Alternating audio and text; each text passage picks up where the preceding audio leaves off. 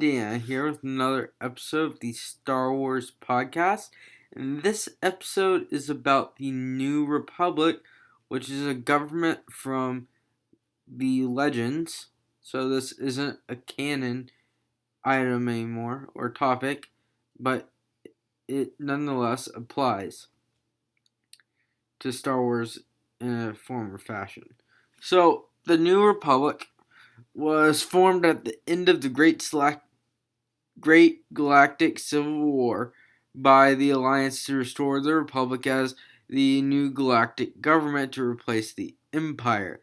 The New Republic was a confederacy between 4 to 6 ABY, which were about the 2.5 years after it was formed, and then it was a parliamentary federal republic from 6.5 to 28 ABY, which was the government it was during most of its life.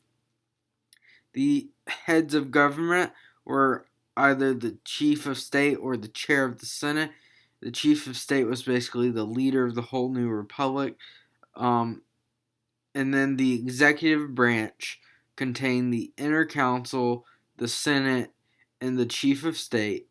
And the legislative branch included the inner council from 4 to 6.5 ABY and the Senate from 6.5 to 28 ABY. And there were several other deviations between the two different forms of government the New Republic was. This is because they, obviously they were just forming in those first few years and they were having to get things together before they could form it into a full galactic government.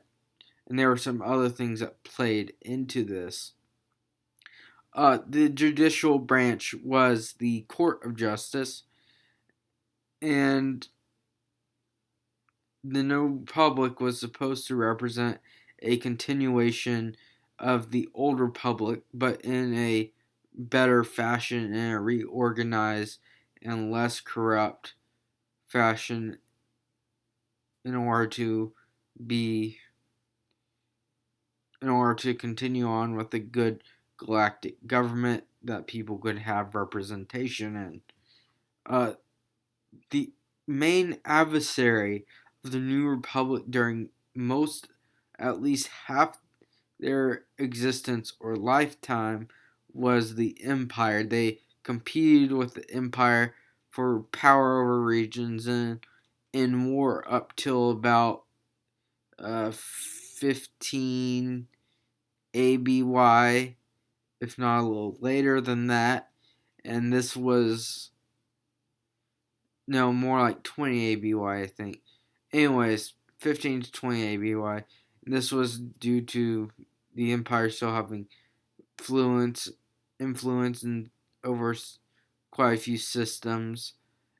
And then Gilad Pelion made the Gaverson Pelion truce with them. The Old Republic also saw the upcoming of the new Jedi Order under Luke Skywalker, much smaller than the old Jedi Order, but it slowly started serving the same purposes as the old Jedi Order had in the Old Republic. So this kind of helps the New Republic establish their domain.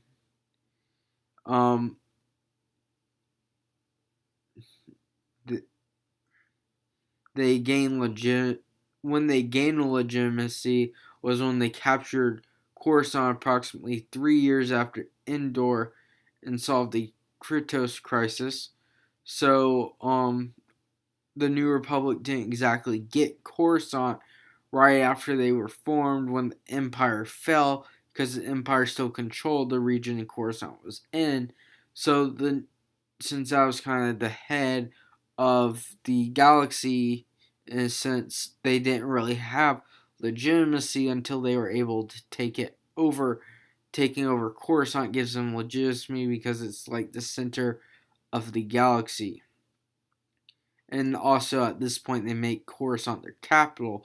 The Krytos crisis kind of gives New Republic legitimacy and the fact that they solved it and were able to help people in something that could have otherwise been devastating.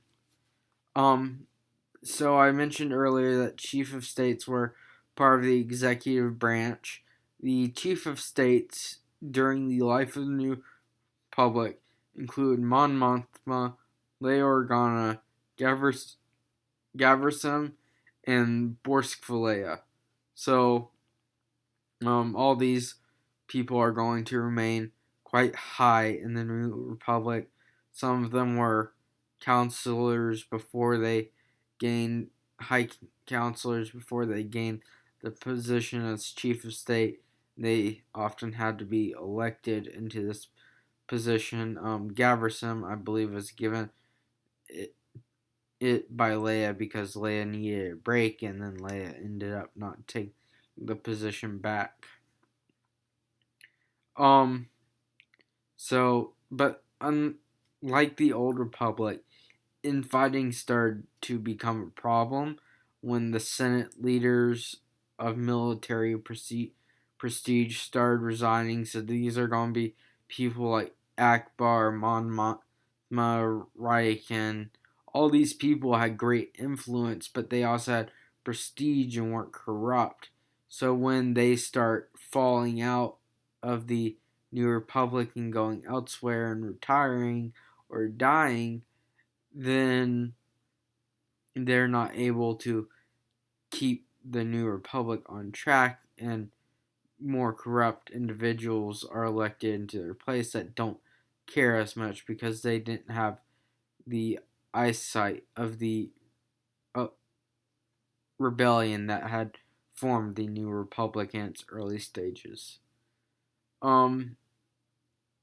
Then how the New Republic fell finally was in the Yuuzhan Vong invasion. Basically, they were torn apart, and Borskvalea was killed and whatnot. And so they basically had to reform it in order to make it look like a more legitimate, less corrupt government in this time of crises.